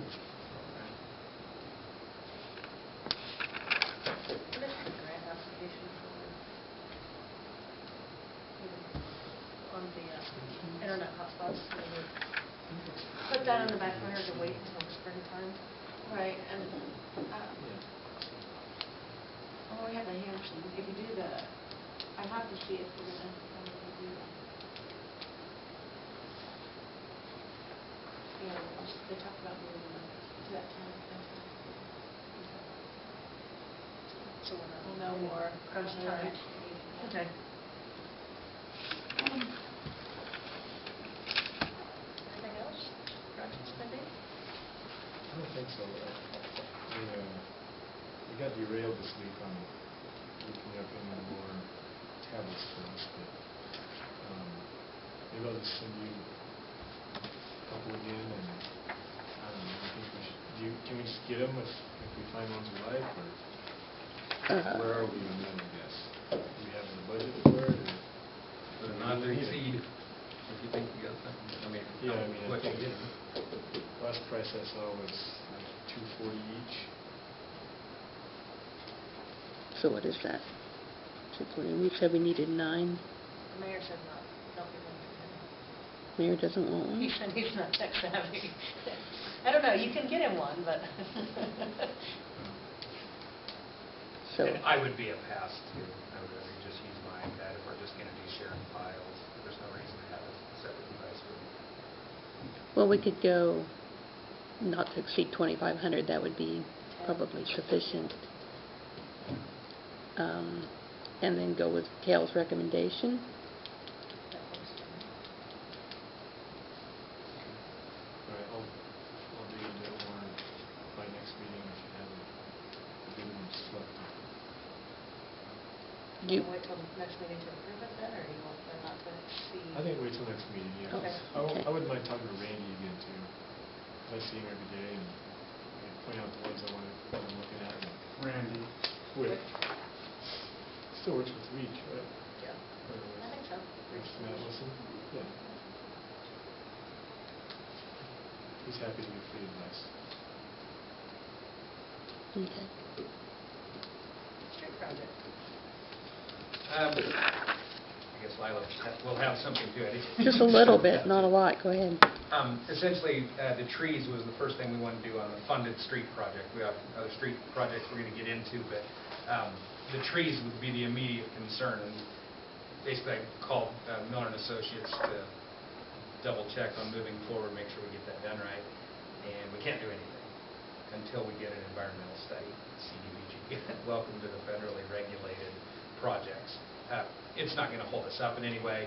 However, it is going to make us, if we do it within the CDBG grant, they have to pay the government set wages and all those things and qualified contractors. So it's something we're working on to see if we have to do the trees that way. But it's included, and if it's included, it has to be done that way. So. Yeah, but And I she looked. found that out after. I looked at the application though, and I don't see where it specifically mentions the trees.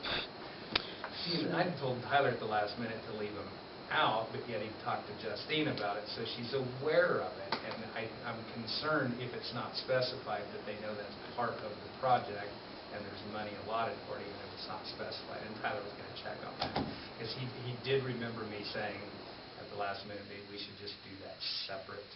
Mm-hmm. but he'd already talked to Justin.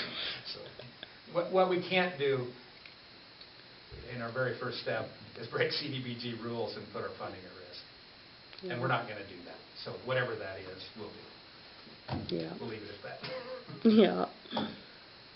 The workshop was pretty intense. I will say that the money that we're spending for Northwest Kansas Planning and Development Grant Administration is well worth it.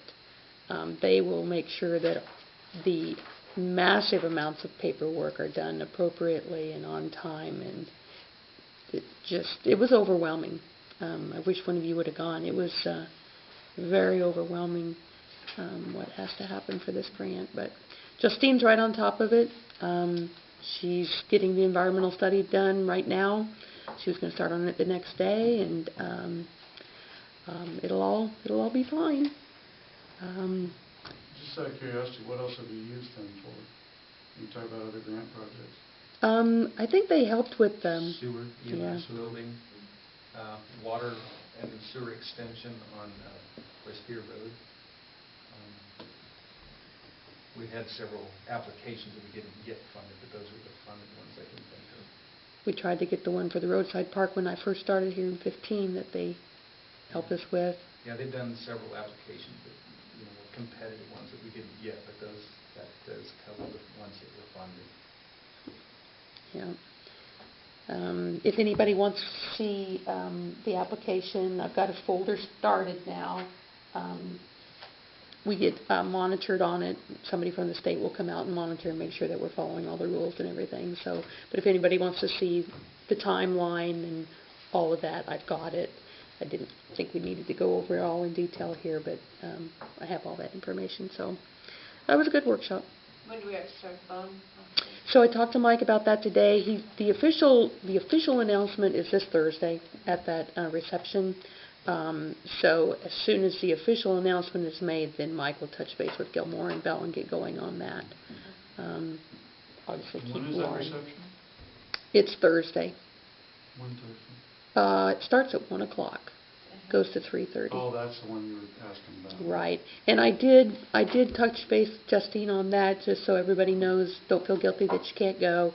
I called her to see her and get her input on it. This is the first time they've done this kind of a thing. It's all a political thing, to make a big deal out of this. None of her grant recipients are going because of the travel distance involved. So I had debated going myself, but it is a long ways, and it takes a whole day out of my other commitments. So I did send an email to the contact, extending our regrets that we weren't able to attend, and thanking them for the grant, and we're looking forward to working with them, and etc. So I did RSVP, but anyway, the bond thing, as soon as that's officially announced on Thursday, then we can, Mike's going to move forward on that. I think that's about all I have right now. For Tom's report? I don't have anything new. I was out there last weekend, looks pretty good shape. I guess I didn't see where you guys were talking about with the motorcycle damage. Tire tracks. On the Riverwalk cart? Yeah. I guess I didn't see anything that I was concerned You don't about. get back and forth on that, do you? No. Okay, no, we can, I would look at that fence, because I would like to get. Well, I rid of it understand on the that. east Yeah, side. I do understand that. And I can get with Tom as well, but I'd rather you maintain the communication with Tom since you're on that board. But yeah, just for vehicle traffic. The only other comment I'd have on this Kelly Pond deal, and this is strictly a matter of preference, in my opinion, this committee was thrown together without asking a couple of people, basically.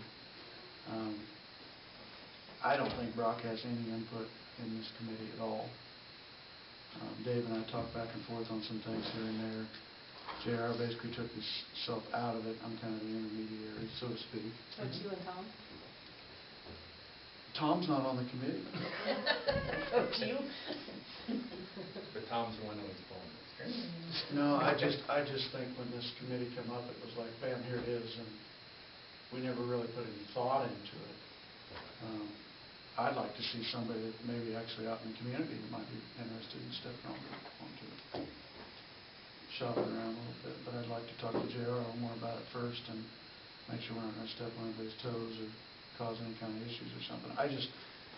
Don't get me wrong, Brock's done a tremendous amount of work out there, but as far as any of the actual input with some of the decisions that are made, JR's making the decisions, basically. I mean, Dave Fleming's had a tremendous amount of input on things too. I just don't think, as far as an actual committee, that Brock's had any real input in. And Brock wasn't even asked. So, just my 2 cents. I'd like to check around, see if there would be anybody else out in the community that might be interested in participating. Or we get somebody other than county, city involvement. Let's see, maybe get and talk about that. Okay. Have a couple ideas. And we can come back. Find someone who actually uses it. Yeah. That would be nice. What's that? Find someone who actually uses Yeah. it. Somebody's got a different viewpoint or a different approach to it other than A contract. what we're doing to maintain it or contract stuff out. Yeah. Exactly. I keep forgetting to talk to the rec commission about possibly getting some picnic tables to put out there. I need to do that. If nobody objects to that. But and I do think it'd be important that, I don't think we had a sign on that Van Allen deal down at the pool, did we? Do you think we need to look at putting some It kind of would be sign on a it? good thing, we have little plaques and things that are like on the benches. It'd be real good to put one of those on the leg of that. That was, Yeah. Is that something that you had handled in the past, like for the benches and stuff? How do we go about doing that? The benches, whoever put the benches in paid for the plaques. but you ordered that. I did order them, yeah. There's a place out of Dodge City that we've ordered them from. Is that something we could look into, like in memory of? Sure. I just think it'd be a good idea. But I was just gonna say, as far as Van Allen, we should just ask them what they would like it to say, because they specifically did that, with the pool location and wanted it moved there. Make sure Yeah. it says it right then. That's what I I was agree. saying. I agree. Say, we are doing this, what would you like it to say? Okay. Sounds good. Yeah.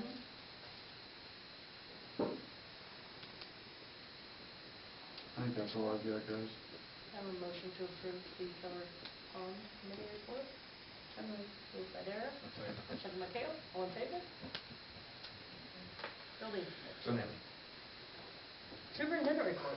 Don't have any. All right, moving on. since I can't speak this evening, maybe I should not. Just wanted to mention that the boiler at the plant still has that issue, and the amount of risk that goes along with that, with our weather being the way it is, isn't real great. If that thing would have to be taken out of service, we would have to run an engine to maintain the warmth for the starting of the other engines. The reason I bring it up is it's been that way quite a while. I've been pressuring the boiler company. They said their parts finally came in. I think it's just that we're a long ways west from where they're at, but just want you to be aware of that. The library flagpole, which was brought to our attention, has been fixed. As far as the other items brought to our attention, I was going to wait till Scott gets back, because we had other discussions about that, and I was actually going to catch up to Roger too, which I just figured I'd wait till Scott was back and talk about what those things were. As far as the street improvements, I brought this up the last time.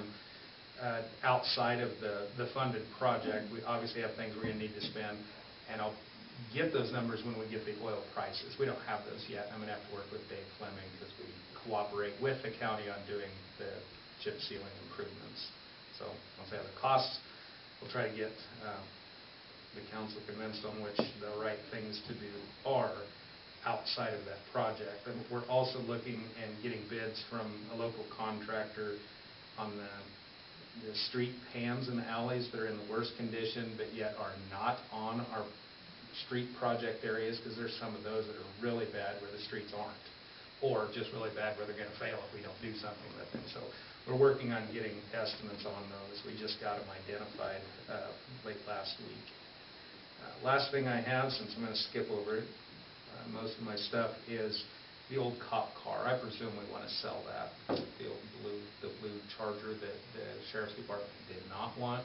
I had talked to Cody about helping me get that in front of the right audience as a police car where we can get the most for it, because it is in good shape. He just didn't want another Charger. Is that what we want to do? Probably. How many miles on it?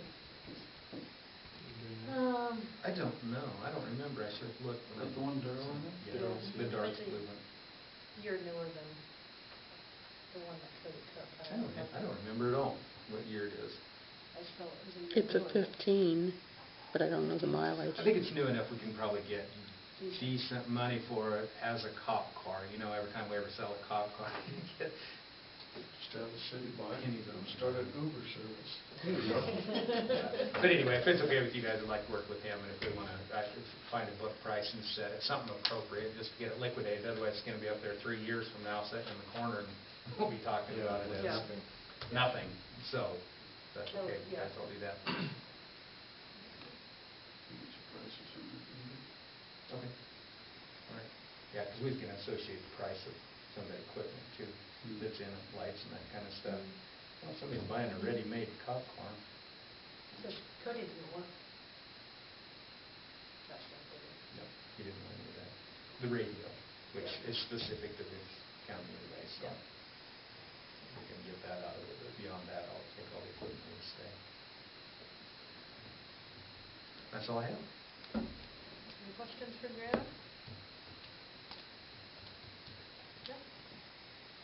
No? You move to approve? All right. Second. I was waiting Larry. anxiously. All those in favor? Attorney report. I have heard back from Judge Keller, her answer from Judge Behrens regarding the issue that I would ask the council not to state that we talked about in executive session last time. Judge Keller heard from Judge Behrens. His response is that it's a non-issue unless the individual involved is specifically involved in the case, in which case normal procedure would be followed, but it's going to be, my executive session is going to be a non-issue, so just so you're aware of that. I met with Mike last Tuesday. We had a discussion where we are, what we're doing. I think that the bond is going to be handled by Mike. Most of the things for the upcoming projects upcoming street project is going to be handled by Mike, other than the drafting of the ordinance. I've spoken with Lila about it. It sounds like we were going to need a fund created, and it sounds like we might need another allocation special fund created, and so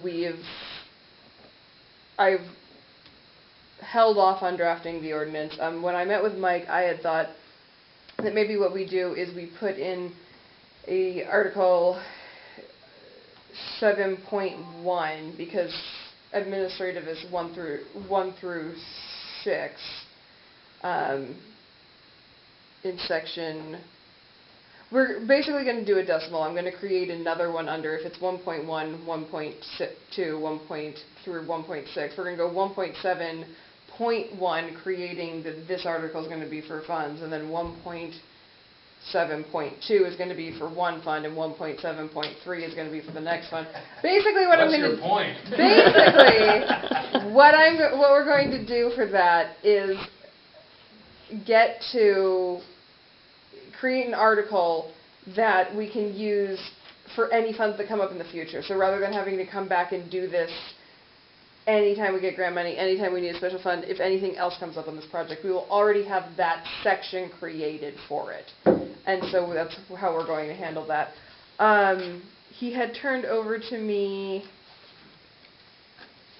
some information on one of the cases that we had pending. Cody was out. I just had her send that to me. I've been working with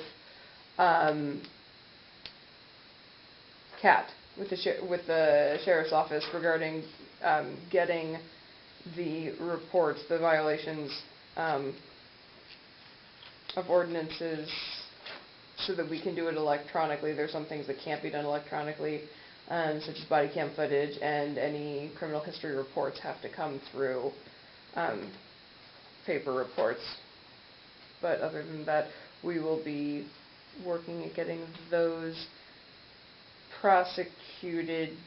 Cody had stated that they had had kind of a month and a half where they were month and a half trying to get it figured out so that they can start enforcing, and they now have the traffic books in all of the cars. It's just started coming to me, and in full candor, I am getting to it as quickly as I can, trying to figure out what I'm doing while also being in the middle of farm return season. So, I think municipal court will be going not bad. I mean, it's only once a month that we have municipal court, so it's not particularly overwhelming. I don't think that I have anything else. Any questions Did from the board? we didn't talk about anything else? I don't think so. I don't think so. Just there We were got that things question. in- We got that question resolved now. I think that's The what? the question regarding the disclosure. I Did you- forgot. Regarding the employment disclosure. Oh, Is yeah. that something I We need to just tell the didn't- council? No. Okay. We just- I don't know how much Mike usually said. So, I don't know what you need to know and what you don't need to know. Obviously, I'm not going to tell you about each of the cases, but we're working on them. Is there a motion to approve the attorney report? So moved. Moved by Caleb, second by Dave. All in favor? Clerk report. Okay. Well, there's some new federal regulations. This one has to do with CDL drivers. It's called the FMCSA Clearinghouse. This is something new this year where all CDL drivers nationwide have to register in this database for the drug and alcohol testing. It's just more things to do, more things to be in compliance with. All of our drivers had to register and give consent. What our drug testing company, Compliance One, will do for a very minimal fee is to make sure that we stay in compliance. What has to happen is they have to do annual queries of all your drivers. You have to go out and query this database for your employees once a year. There's a 46-page document that, even though I said I was going to read it this weekend, JR, I did not read the whole document, but that's it in a nutshell. But with that said, there is a new contract that we have to sign with Compliance One that basically we are hiring them to do the steps that are necessary to keep us in compliance with this regulation. It costs $5 per employee once a year to do this query, so it's very minimal cost. But I do need... How many CDLs do you guys have? Sorry, 7? Seems right. So, if I can have a motion to approve the Compliance One agreement, and then we'll have Amanda sign it, then I can get this off to him and get that taken care of. Do I hear a motion? Moved by David, Sorry. second by Larry. All in favor? I'll just hand this down.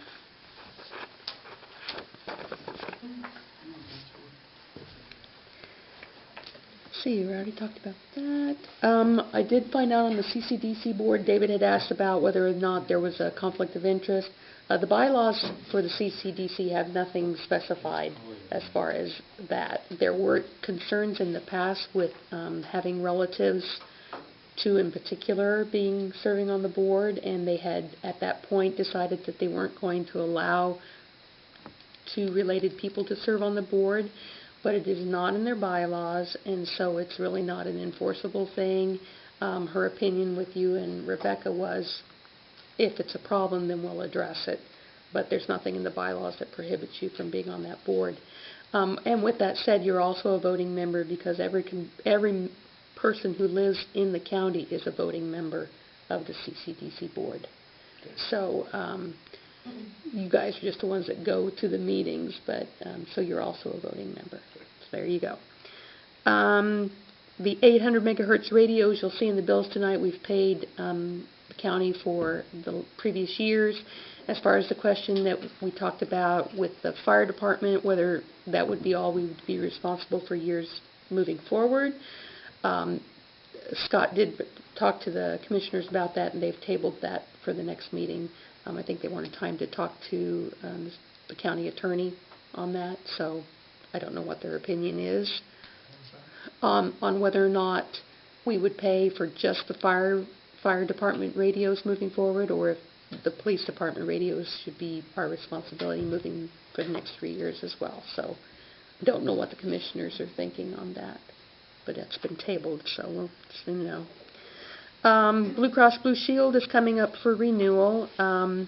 We have a grandfathered plan. And what the grandfathered plan is important for is it is consistent. There's never any changes with the grandfathered plan, so you know what you're going to get year over year over year. It's a benefit for our employees, and it's an excellent benefit for our employees.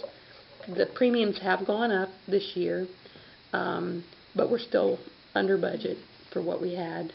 I will say that the premiums this year are about what they were back in 2016 and 17, and you guys might recall that they dropped.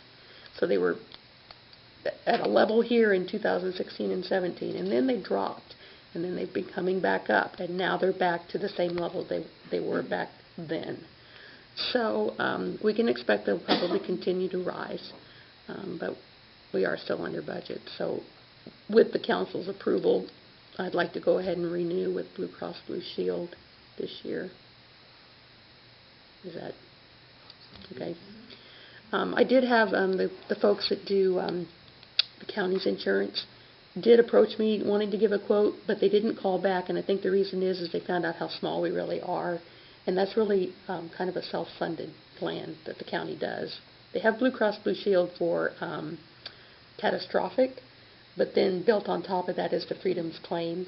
And from talking, On top of that, then it's self-funded. Yes. It's kind of a three-part insurance. and we, in my opinion, as the city, cannot afford to be a self-funded plan.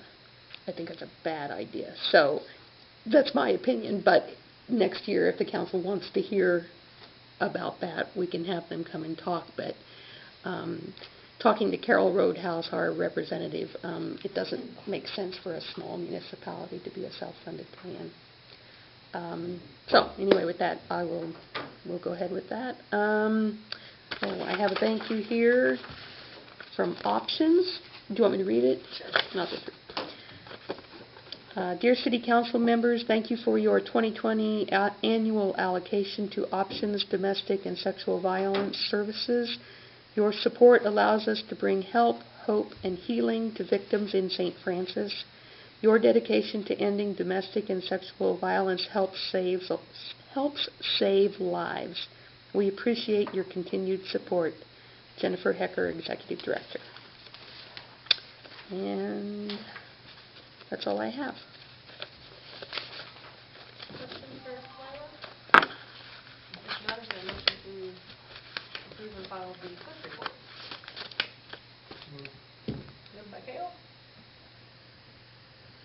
Second by Derek. All in favor? I feel like I'm watching a ping pong match. Who's going to go? I need to be on the end, so I just... That's what I was going to say. You need to be. All right. Council comments. David?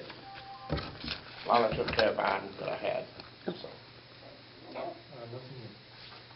Sarah? Larry? No. And I just had, Lila, I was visiting with somebody about the recording of the council meetings.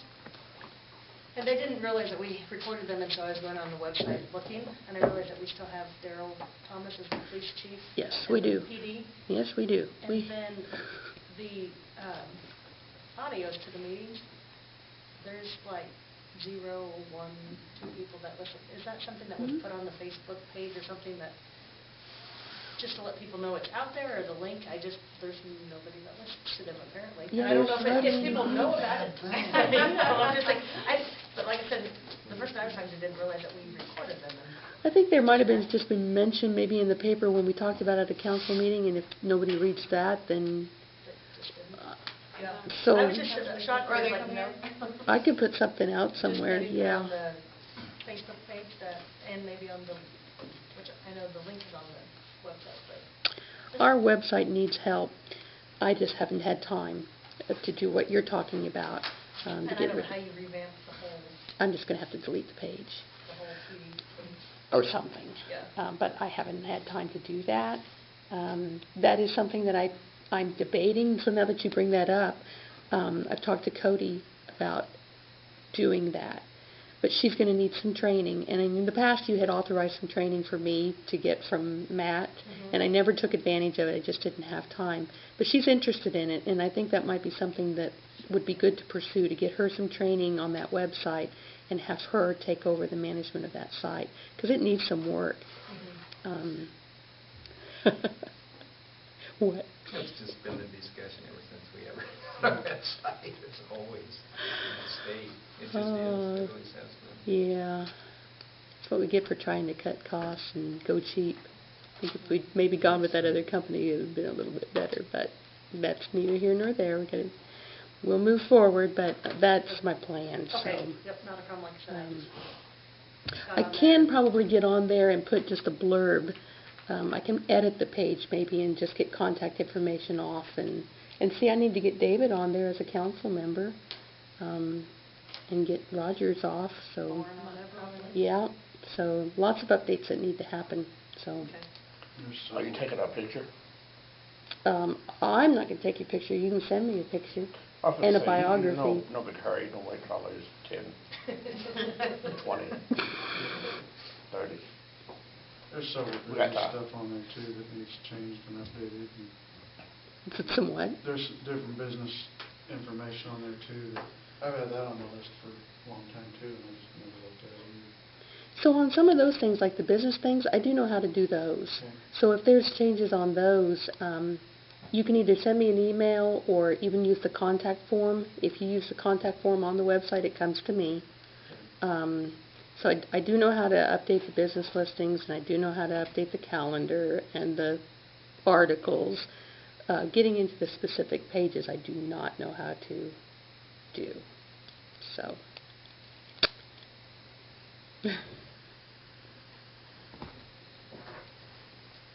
All right, review bills on ordinance 1035.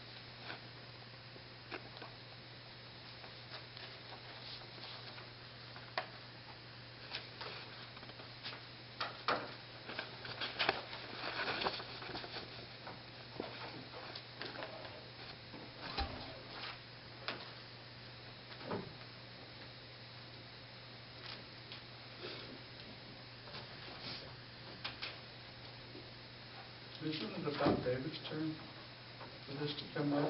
Next month. Took you all meeting Have to you finally heard get about, it. have you heard about that? No, what are you talking about? I'm even afraid Signatures. to ask. You get to go through and sign every one of the invoices. I that make you're a motion looking to at put right that off to now. the next meeting. It will be the next meeting. And you have to read them. Can we get stamps made? Should.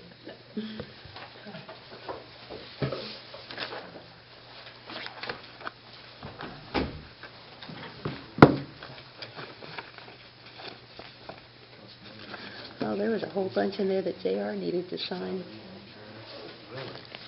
but I'll pull them out for you. That's all. That's even more other than- What did we sell the trash truck for, 80 grand? We sold it? Okay. It was, it was about a 20,000 discount, it was right close to 100. See ya. Thanks, Thanks, Lauren. Lauren. Good night, everyone. Thank you. Why did that come up? Just out Oh, here? he wasn't, What's that? noting the Hill Trash Service. I guess I had to swallow twice. Oh, the Hill Trash Service? Yeah. Yeah, it's basically a pass-through on what we get.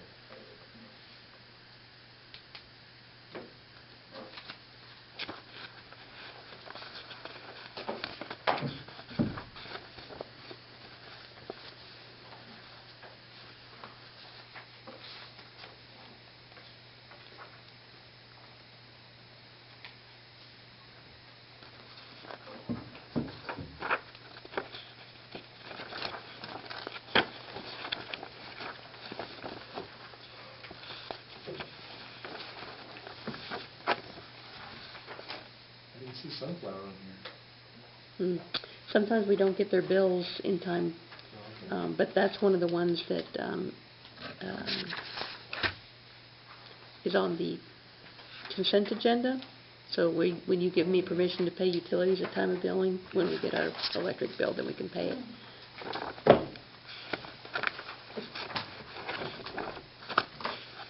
Any questions on the bill?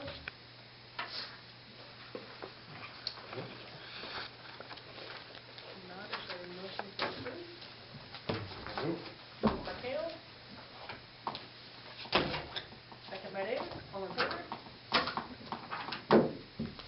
Motion to adjourn. Moved by Dara, second by Larry, all in favor? An hour. I really want to stay here another hour. Thank you, ma'am. Can I ask a favor? Sure. I know it's a lot, but can we get like some Kleenexes back here? Yes, absolutely. I had to go blow my nose, I'm like, there's no Kleenexes back here. No, I will get some back here. You want to write who you are and what You want you more than do? just my signature? Yeah, I'm sorry. No, you're fine.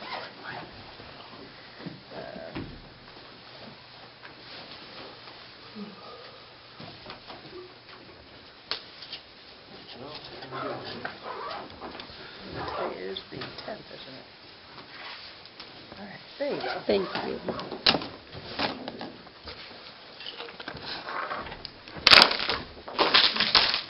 Thought I'd been shot. See ya. See See you guys. Thank you, Molly. Thanks. See you guys.